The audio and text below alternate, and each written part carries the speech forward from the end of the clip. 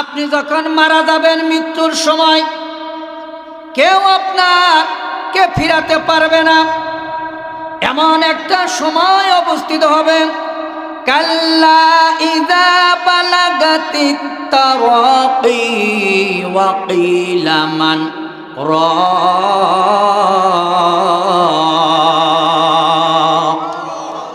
আল্লাহ রাব্বুল আলামিন বলেন, এমন একটা সময় হবে যেদিন তোমার হলকম থেকে মালাকুল মাউত রূহটা হলকম থেকে টেনে টেনে বের করতে থাকবে।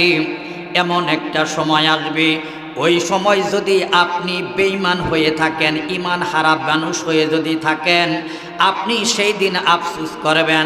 আর ওই সময় যদি আপনি ঈমানদার বান্দা হয়ে থাকেন, আসমান থেকে একজন ফেরেশতা নাজিল হয়ে যাবে, তার হাতে থাকবে সুন্দর একটা রুমাল, রেশমি এক রুমাল থাকবে, তার হাতে থাকবে জান্নাতের সুগান আতর থাকবে, সেই মিশ্রিত মৃগনাবির কস্তুরীর চাইতে অধিক গন্ধ সুগন্ধ ঘ্রাণযুক্ত সেই রুমালটা নিয়ে যখন আপনার কাছে ওই মাথার পাশে যখন ফেরেশতা এসে বসে যাবে, তখন মালাকুল মাউত আপনার পাশে এসে সুন্দরভাবে ভদ্রভাবে বসবে, ইয়া আইয়াতুহান নাফসুল মুতমাইন্না উখরিজি ইলা মাগফিরাতিম মিনাল্লাহি রিদওয়ান। আল্লাহর নবী বলেন, সেই সময় মালাকুল মাউত আপনাকে রুহুরকে ডাকতে বলবে, হে রূহ, আল্লাহর হুকুমে বের হয়ে আসো। আপনার দেহ থেকে রূহটা বের হয়ে আসবে রে বাবা। আপনি যদি ঈমানদার হয়ে থাকেন, আপনার মুখে কালেমা উচ্চারিত হবে, কালেমার ধ্বনিগুলি উচ্চারিত বের হতে থাকবে, আপনার কপালটা সামান্য একটু গাম বের হয়ে যাবে, ঈমানের সহিত মৃত্যু হবে। যেরকম নবজাতক শিশু মায়ের স্তন মুখে দিয়ে মায়ের কোলে ঘুমিয়ে যায়, আপনি ঈমানদার ব্যক্তি হলে ওই সময় ঘুমিয়ে যাবেন। সেই মুহূর্তে যদি আপনার কোনো ঈমান না থাকে, আপনার যদি কোনো ঈমান না থাকে, একদম এন্টি ঈমান থাকে, আপনার কলবের ভিতরে যদি প্রশান্তিময় কোনো আত্মা না থাকে রে ভাই, সেই দিন আপনার অবস্থাটা এমন হইয়া যাবে, আপনি শুধু আপনাকে মালাকুল মাউত ধমকের সাথে বলবে, হে রূহ বের হয়ে আসো। সেই রূহটা তাকে দেখে আপনার শরীরের ৭০ জায়গায় পলায়ন করবে। আপনার হাতের দিকে যখন রূহ চলে যাবে, হাত আছড়াতে থাকবেন, পায়ের দিকে যখন রূহটা চলে যাবে, পা আছড়াতে থাকবেন, বুকের ভিতরে যখন রূহটা চলে আসবে, বুকের ভিতরে দরপর শুরু করে যাবে। এমন অবস্থা হয়ে যাবে, আপনার এমন ক্ষুধার্ত লেগে যাবে, তাম পৃথিবীর খাদ্য ভাণ্ডার যদি আপনার সম্মুখে এনে দেওয়া হয়, আপনার মনে হয় ক্ষুধা নিবারণ হওয়া যাবে না, আপনি এমন পানির পিপাসায় তৃষ্ণার্ত হয়ে যাবেন। আপনাকে যদি 7 দুনিয়ার পানি পান করানো হয়, তারপর আপনি মনে করবেন আমার তৃষ্ণা তো দূর হয় না। এমন সময় আপনি যদি বেঈমান হয়ে থাকেন, আপনার রূহটা একদম সজোরে টান দেয়া ভরে একটা সালার বস্তার ভিতরে, দুর্গন্ধযুক্ত একটা বস্তার ভিতরে ভরে নিয়ে চলে যাবে। সেদিন আপনার অবস্থাটা এমন কঠিন হয়ে যাবে, আপনার অবস্থাটা এমন খারাপ হয়ে যাবে, আপনি শুধু আফসোস করে বলবেন, আল্লাহ, তামাম পৃথিবীটা আমি বিচরণ করে ঘুরছি, কোরআন হাদিসের দাঁড়াদারি নাই, মারা যামু এটা আমি কোনোদিন কল্পনাও করি নাই, আমার মৃত্যু হবে এটা আমি বিশ্বাস করি নাই। আল্লাহ রাব্বুল আলামিন আমাকে এত কষ্ট দিয়েছেন, কারণ আল্লাহ বলবেন, না না না, তুমি জীবিত থাকা অবস্থায় মৃত্যুর স্বাদ গ্রহণ করতে হবে। এটা আমি কোরআনুল কারীমের ভিতরে আগেই বর্ণনা করেছি। কোরআনের কাছে তুমি আসো নাই, 60 বছর 70 বছর জিন্দেগি তোমার চলে গেল, এমন দুর্কপাল দুর্ভাগ্য তুমি, একটা দিনও তুমি কোরআনুল কারীম নজর করো না। এমন মানুষ আছে না ভাই? জীবনেও কোরআন পড়ে নাই। তাহলে কোরআনে কি আছে সেটা কি সে জানতে পারলো? আল্লামা আপনাকে চোখ দেয় নাই? দিছে? হাত দিছে, পা দিছে, বিবেক দিছে, জিহ্বা দিছে, সব কিছু দিছে। তারপরে আল্লাহর নিয়ামত রাজি পাওয়ার পরেও যে আপনি আল্লাহর শুকরিয়া আদায় করলেন না, বিবেক দেওয়ার পরেও আপনি কোরআনটা দেখলেন না, চিন্তা করলেন না, চোখ দেওয়ার পরেও আপনি কোরআনটা দেখলেন না, তাহলে আপনাকে এই অঙ্গ প্রত্যঙ্গগুলি কোন কাজের জন্য ব্যবহার করছেন আল্লাহর দরবারে হিসাব দেওয়া হবে কিনা বলেন। আল্লাহ রাব্বুল আলামিন বলেন, ওয়ালাকাদ যারানা লিজাহান্নামা কাসীরাম মিনাল জিন্নি ওয়াল ইনস লাহুম কুলুবুল লা ইয়াফকাহুনা বিহা ওয়া লাহুম আয়ুনুল লা ইবসিরুনা বিহা ওয়ালাহুম আযানুল লা ইয়াসমাউনা বিহা উলাইকা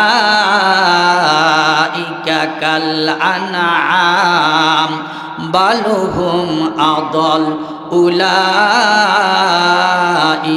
হুমুল গাফিলুন।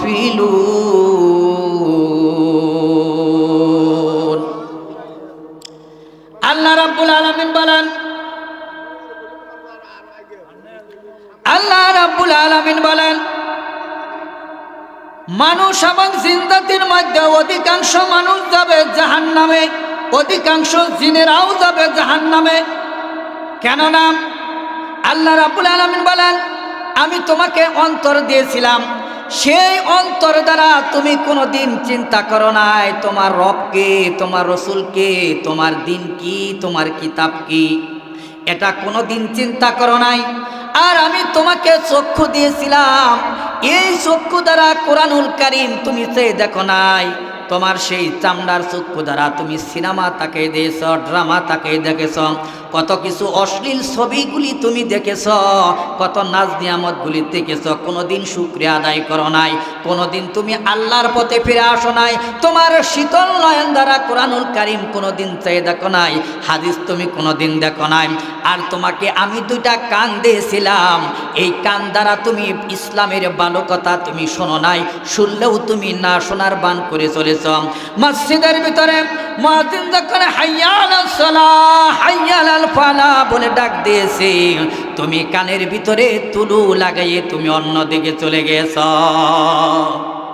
আল্লাহ বলেন, বান্দারে এত কিছু অঙ্গ প্রত্যঙ্গ দিলাম, তোমার শরীরে আমি যে নিয়ামতগুলা দিয়েছি তাম পৃথিবী বিক্রি করে হলেও একটা নিয়ামতের মূল্য তুমি পরিশোধ করতে পারবে না। ঠিক আছে কিনা ভাই? একটা অঙ্গ যারা হানি হয়েছে, হারিয়েছে, তারা বুঝে একটা অঙ্গের কত দাম। লক্ষ লক্ষ কোটি কোটি টাকা ইনভেস্ট করার পরেও আপনি কি হচ্ছে আগের মতো আর সুস্থ হচ্ছেন না।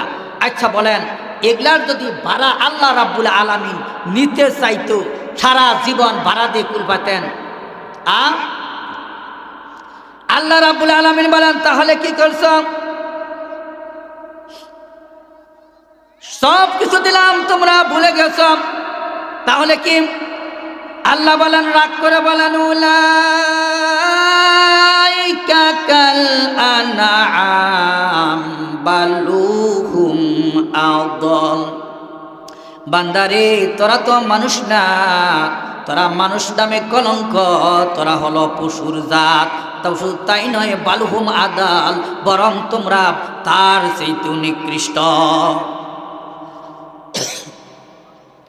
একটা মানুষের যখন বিবেক থাকে, আকল থাকে, বুদ্ধি থাকে, আকল বুদ্ধি যখন থাকে তখন মানুষটা হয় আশরাফুল মাখলুকাত। আশরাফুল মাখলুকাত যখন হয়, ওই মানুষের মর্যাদা ফেরেশতার চেয়ে অধিক। আর মানুষ যখন বিবেকহীন অবস্থায় হয়, পশুর মতো হয়ে যায়, ওই মানুষটা আর মানুষ না, ওটা হলো একদম চতুষ্পদ জানোয়ার। আল্লাহ বলেন, বালহুম আদাল, বলেন তার চেয়েও নিকৃষ্ট। উলাইকা হুমুল গাফিলুন, তারা হলো একদম অলস জাতি। আপনারা কি সেই নিকৃষ্ট পশুর মতো হতে চান? আপনারা কি অলস জাতি হতে চান? অলস জাতি হওয়া যাবে না। 2 নাম্বার আফসোস হলো কবরে। কবর হয় না, মরার পরে কি হয়? কবরে যাইতে হবে নাকি? বাবা বলে দিবেন যে হাযার রাজুল আল্লাযী বুইসা ফীকুম ফায়াকুলু হুয়া রাসূলুল্লাহ সাল্লাল্লাহু আলাইহি ওয়াসাল্লাম আফি ফায়ুনাদি মুনাদিম মিনাস সামাই আন সাদাকা আবদি ফাবুরিশুহু মিনাল জান্নাতি ওয়া আলবিসু মিনাল জান্নাহ। আসমান থেকে একজন ফেরেশতা ঘোষণা করবে, আল্লাহ রাব্বুল আলামিনের পক্ষ থেকে আওয়াজ আসবে, আমার বান্দা তো সুন্দরভাবে বলেছে, সব বলেছেন, সত্য কথা বলেছেন, কবরের ভিতরে জান্নাতের বিছানা তুমি বিছাইয়ে দাও, আর জান্নাত থেকে জান্নাতের দরজা তার কবরের দিকে, জান্নাতের জানালাটা তার কবরের দিকে খুলে দাও, জান্নাতের আবহাওয়া যেন তার কবরে প্রবেশ করে। এই সুযোগ যদি আপনি পান, আপনি কি হয়ে যাবেন? এমন একটা ঘুম দিবেন, সারাদিন পরিশ্রম করার পরে শীতের বেলা ল্যাব গায়ে দিয়ে ঘুম দিলে যেরকম এক ঘুমে রাত্রি পশায়া সকাল প্রভাত হয়ে যায়, আপনি ওই রকম একটা ঘুম দিবেন।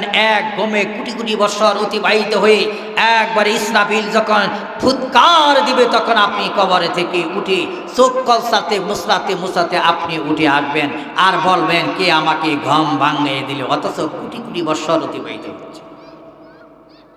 একটু জিকির করি লা ইলাহা লা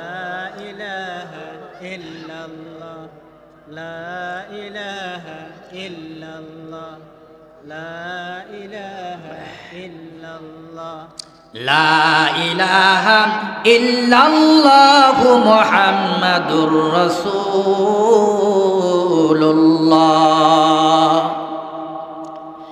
ইসরাফিল আলাইহিস সালাতু ওয়াস সালাম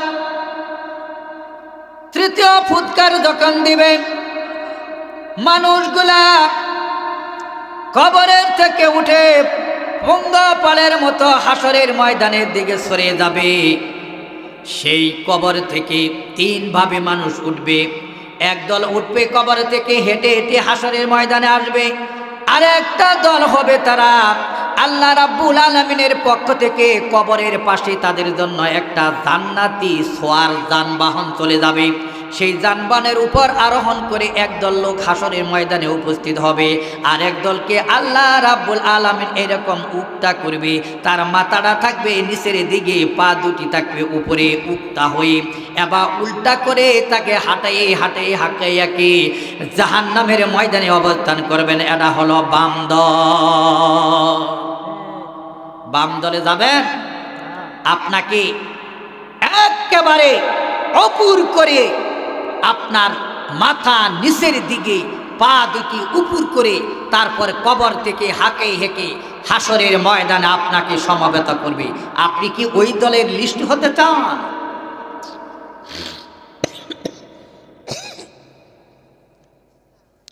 আল্লাহ রাব্বুল আলামিন বলেন, 3 নম্বর আফসোস হলো হাসরের ময়দানে কবর থেকে মানুষ একদম উলঙ্গ অবস্থায় হাসরের ময়দানে অবস্থান করবে।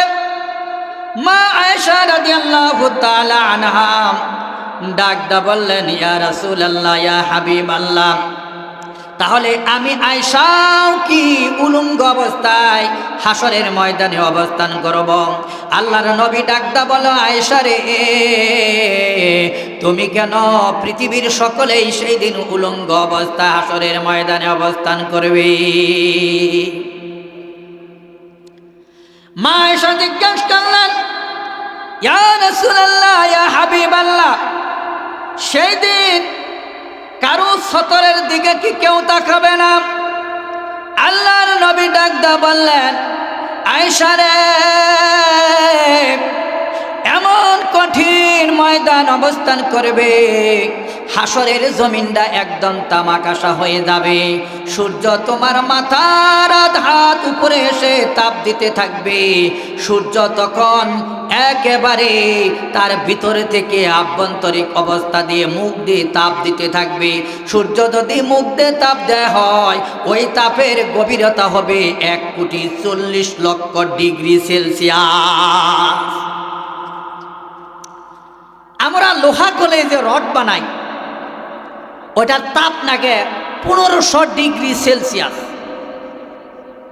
লোহাটা একেবারে মোমের মতো নরম হয়ে রড হয়ে বের হয়ে আসে। আর সূর্যের একেবারে আভ্যন্তরিক দিয়ে যে তাপমাত্রাটা দেয়, সেখানে থেকে তাপটা আসবে 1,40,00,000° তাপমাত্রা দিয়ে। সেটা থাকবে মাথার আধা হাত উপরে। আপনার জিহ্বাটা কুকুরের জিহ্বার মতো ললিয়ে পড়বে। এমন বিপদ, সবাই শুধু নাফসি নাফসি শুধু করতে থাকবে। আল্লাহ রসুল বললেন, আয়েশা রে, এমন মুসিবতের দিনে কারো সতরের দিকে তাকাবে এই খেয়াল খুশি আর কারো দেহের ভিতরে না। দুনিয়াতে যদি বড় ধরনের একটা বিপদে পড়েন, কেউ কারোর দিকে তাকাবার কোনো সুযোগ আছে? তাহলে আখিরাতের বিপদটা কেমন? আল্লাহ রাব্বুল আলামিন ঘোষণা দেন, বান্দা 3 নাম্বার বান্দাদের আফসোস হলো, হাসরের ময়দানে আমি যখন ডাক দিব, মানুষকে দেখা যাবে, আমার বান্দাদেরকে দেখা যাবে একদম নত জিনু, একেবারে মলিন অবস্থা হয়ে, মুখটা একদম মলিন হয়ে দুর্বল হয়ে হাসরের ময়দানে তারা অবস্থান করেছে। আল্লাহ রাব্বুল আলামিন বলেন, ফাতারা কুল্লু উম্মাতিন জাসিয়া কুল্লু উম্মাতিন তুদআ ইলা কিতাবিয়া আল ইয়াউমা তুযজাউনা মা কুনতুম তা'মালুন হাযা কিতাবুনা ইয়ানতিকু আলাইকুম বিল হক ইন্না কুন্না নাস্তানসিখু মা কুনতুম তা'মালুন। আল্লাহ রাব্বুল আলামিন বলেন, অতরা কুল্লু উম্মাতিন জাসিয়া, কিয়ামতের ময়দানে, হাসরের ময়দানে আমার উম্মতদেরকে দেখা যাবে একদম নতজিনু শিকার হয়ে দাঁড়িয়ে আছে, একদম চেহারাটা মলিন হয়ে দাগ দিয়ে আছে। আল্লাহ রাব্বুল আলামিন বলবেন, হে বান্দারা, আজকে কারো মুখের দিকে তাকানোর কোনো সুযোগ নাই। আজকে তাকাবো শুধু কার আমলনামা কেমন আছো। আজকে আমি আমলনামা দেখে আমি তোমাদেরকে ডাক দিব, তাছাড়া ডাক দিব না। এখন বলেন, ছাত্ররা যখন পরীক্ষা দেয়, পরীক্ষা যারা দেয় তাদের রুল ধরে নাম ডাক দেয়, ঠিক কিনা? রুল নাম্বার ধরে ডাক দেওয়া হয়। আল্লাহ রাব্বুল আলামিন বলেন, আজকে আমি তোমাদের আমলনামা দেখে ডাক দিব। আজকে আমলনামা যাদের ভালো আছে তারাই হবে আজকে সাফল্য, যাদের আমলনামারা বদামল তারা হবে আজকে একদম হতভাগা। আল্লাহ রাব্বুল আলামিন বলেন, হাযা কিতাবুনা ইয়ানতিকু আলাইকুম বিল হক। হে বান্দারা রে, তোমাদের আমলনামা, তোমাদের রেজিস্টার, তোমাদের রেজিস্ট্রেশন খাতা, তোমাদের আমলনামা সব কিছু আমার হাতে আছে। এই আমলনামা যদি ভালো হয়ে থাকে, এই আমলনামা তোমার পক্ষে কথা বলবে, সাফায়াত গাবে। আর আমলনামা যদি খারাপ হয়ে থাকে রে বান্দা, তাহলে তোমার বিরোধিতা করবে। এই আমলনামা তোমাকে ডাকে ডাকে জাহান্নামের দিকে নিয়ে যাবে। এখন বলেন, আমলনামাটা আমাদের ভালো করতে হবে কিনা? ভাই খেয়াল দেন আমার দিকে। আমলনামা কি?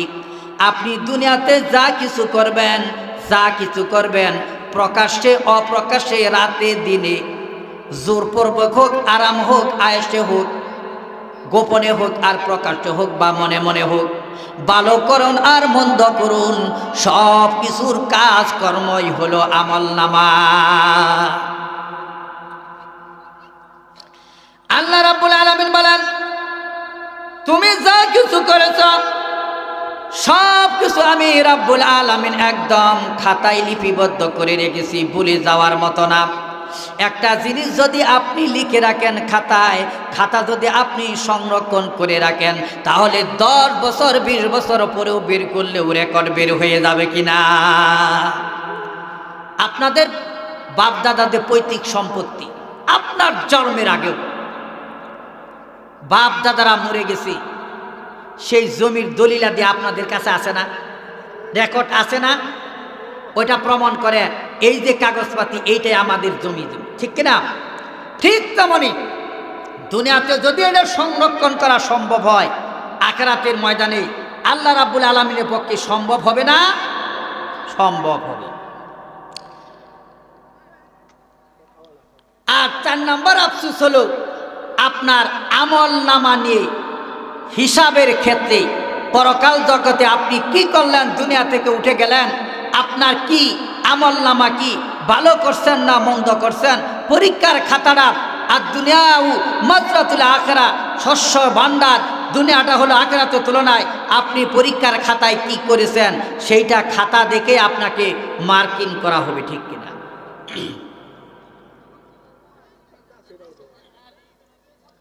আল্লাহ রাব্বুল আলামিন বলেন, আমি যেদিন শহীদ করব তোমাদের পদের আমল নেকির আমল যখন হিসাব করব, ফাআম্মান উতিয়া কিতাবাহু বিয়ামিনিহি ফাসাওফা ইউহাসাবু হিসাবান ইয়াসীরা। কিয়ামতের ময়দানে আল্লাহ রাব্বুল আলামিন আপনার আমলনামাটা যদি ডান হাতে ন্যস্ত করে দেওয়া হয়, আপনি সেদিন একদম খুশি বাগবাগ হবে। ইয়াসীরা ওয়া ইয়ানকালিবু ইলা আহলিহি মাসরুরা। আপনি দৌড়ে দৌড়ায়া আপনি আপনার প্রতিপালক, আপনার প্রতিবেশী, আপনার মা, আপনার বাবা, আপনার ভাই বোন, বন্ধু বান্ধব, আত্মীয় স্বজন দ্বারা ফিরে ভাই, সবের কাছে দৌড়ে গিয়ে আনন্দ ফুর্তিতে দেখাবেন, এই যে দেখো আমি জান্নাতের সার্টিফিকেট পেয়েছি, আমলনামার ডান হাতে পেয়েছি, আমার আজকে সৌভাগ্যবান ব্যক্তি, দেখো দেখো দেখো। খুশির চোটে আপনি এদিক ওদিক ঘোরাতে থাকবেন। আবার বিপরীত দিকে চিন্তা করেন, ওয়া আম্মা মান উতিয়া কিতাবাহু ওয়ারাআ যহরি ফাসাউফা ইয়াদউ সুবুরাও ওয়া ইয়াসলা সাঈরা। আল্লাহ রাব্বুল আলামিন বলেন, হ্যাঁ বান্দা, তোমার আমলনামার যদি আমি বাম হাতে লিপিবদ্ধ করে দেই, বাম হাতে যদি তোমার আমলনামারা উঠে দেই, সেদিন তোমার কান্না ছাড়া, সেদিন তোমার চিৎকার ছাড়া, কান্নাকাটি ছাড়া আর তোমার কোনো উপায় নাই।